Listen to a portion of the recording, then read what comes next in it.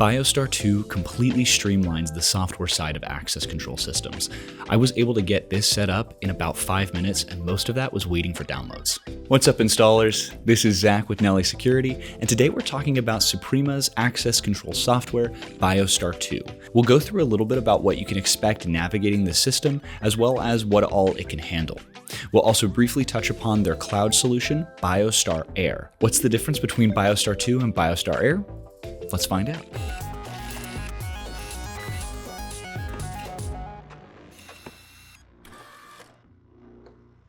Alright, before we jump into BioStar 2, first, what should you expect from an access control system? And is BioStar 2 really that great? Well, to answer that first question, what you'll want to look for first and foremost in an access control system is easy navigation.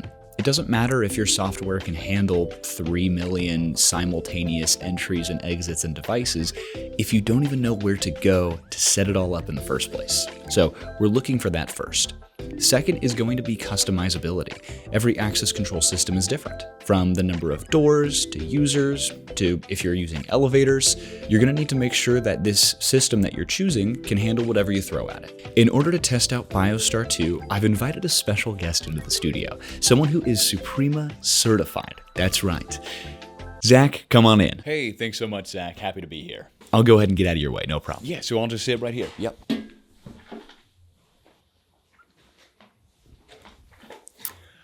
Thanks so much, Zach. Hi, I'm an entirely new guy. Let's get BioStar 2 downloaded and see what we're working with. In order to download BioStar 2, you'll need to go to the Download Center on the Suprema website. Simply register with an email and you'll be able to download the starter version. This free license supports 1,000 devices, 5 doors, and 100 users. There are paid higher tiers for larger systems available on the website. All right, we've got it downloaded onto our computer, and so we'll just start the application. We'll open up a login page, and after that, you can immediately see a nice, clean landing page. We'll go through the tabs on the left side first, and then jump up to the ones on the top. So here on the main landing page, called the dashboard, you can see an overview of activity, sorted by week, month, or year. The usage breakdown shows the number of devices/biometrics connected, and then the notice board displays alerts/news notifications that are posted. The missed alarms shows, as you might guess, all alarms that have been missed, when they happened, and the users related to it. The user tab is where you find all users associated with the system. Here you're able to add users, determine their role, what they can access, how long that access lasts for, and the associated biometrics and the authentication modes. You can also include contact information, like a phone and email, and send notifications or registration links. The Device tab is where you can see all devices linked to your access control system. Here we can see the Control Panel CS40 and the BioStation 3. If you haven't seen the video before this one that I've posted, be sure to check that out. I'll have a link in the description below, but that's where I talk about the CS40 and the BioStation 3, among other Suprema devices that we offer. The devices here can be named and assigned to a group, and you can check their statuses. The Waiting Device tab is for devices that are connected and recognized by the system, but have not been assigned any specific role within the server itself. The Door tab is where you can configure a door in your system by adding a name and description. You can assign devices, which will have a drop-down linked to your devices tab. This is where you can assign them as an entry device, a door relay, an exit button, and a door sensor.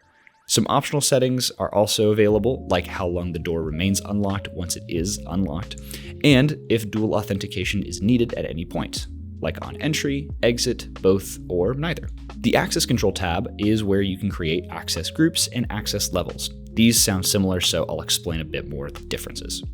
The access levels include a door and a schedule. So for instance, you could name it morning shift, and from 5 a.m. to 12 p.m., this door is accessible. Now the access group consists of an access level, but it's also combined with a user group and users.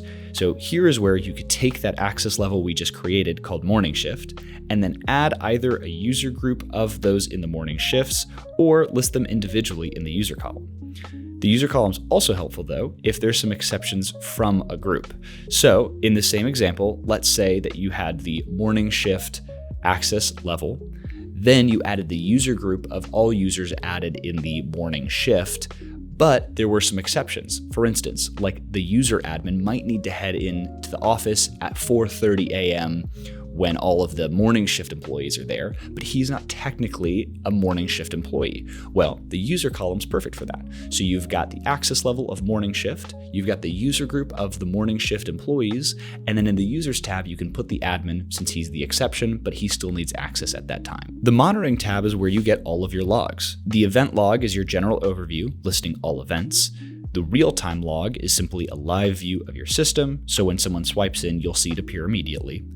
The device status and door status tabs show the respective statuses of devices and doors, as well as the most recent events logged.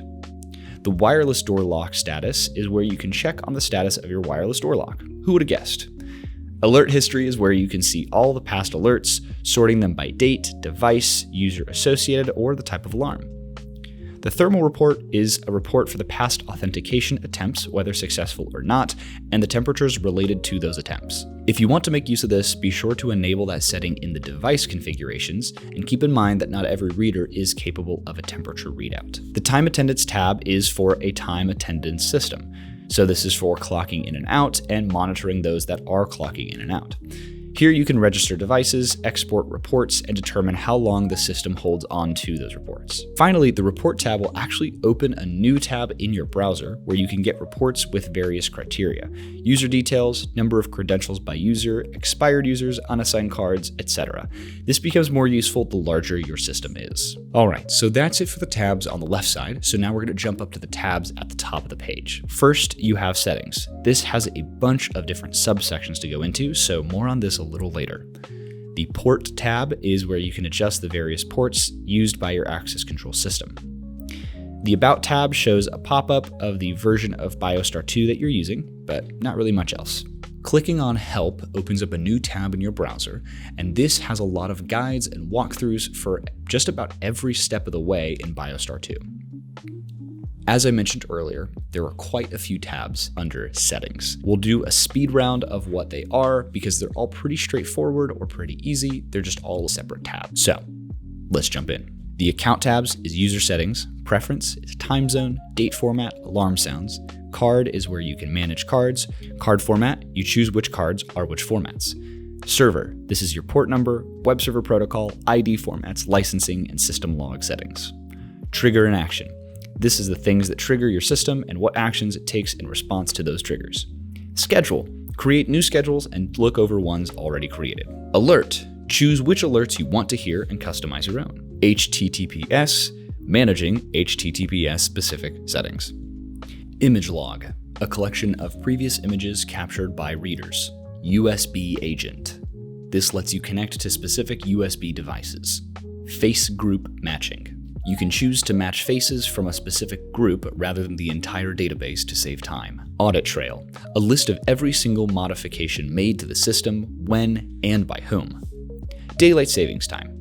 Configure ahead of time when daylight savings occurs, so that way the system automatically adjusts and you don't have to remember every time daylight savings hits. Security. This is where you actually determine the quality of passwords used in your system. So you can determine the minimum length, if it needs to be changed every now and then, and at what frequency, as well as your own encryption keys. Mobile access. This is where you configure where mobile devices can connect to access the system. Email setting. This is where you can configure emails to send out with enrollment for visual face and QR codes for authentication. You'll need to set up the SMTP server address, but once you do that, you'll be able to send out those emails. License. This is where you upload all of your recording licenses. Card printer. This is where you can print cards. Choose the printer, a template, and an ID and password. System backup. This is where you can configure the backup for your server info and how often the system saves a backup. Custom interface. Create quick actions, which are buttons that quickly perform an operation such as opening a door or printing a report. You can put these on the dashboard and customize what they are. So that's the basics of BioStar 2, but what if you don't have any hardware on location, like a server or any kind of dedicated management device? Well, this is where BioStar Air might be worth checking out. You don't need any local hardware besides IP readers, PoE cables to connect to the network and supply power, and then a laptop to access the BioStar Air portal. That's it. All other information is stored either locally on the devices that need it or the cloud server. The UI is largely the same, but I'll briefly go through what you'll find and highlight the differences. User management has the same users and user groups tabs, but there is also a card management tab. Here you're able to customize mobile cards with a very sleek interface. Moving on, we have devices and device groups. Pretty straightforward, all similar concepts to BioStar 2. There's also doors and door groups, and elevator management where you can see what elevators are registered. In access management, the approach is slightly different. You still have access levels, schedules, and floors, but now you have something called holiday groups. This is essentially a schedule that you can set that overrides any existing schedules for a certain amount of time. Everything in the monitoring tab is exactly the same. In the advanced tab, you have roll call, which lets you set muster points and see roll call history. This is useful in the event of an emergency. The system will detect who all has left the building or arrived at certain points to make sure everyone is accounted for. Settings has mostly familiar tabs, but this is where you can configure most of the admin and site-related things, like if you're allowing mobile credentials, for instance, or what card reading format you have, etc. The Credit Center tab is to manage your credits assigned by Suprema for the system.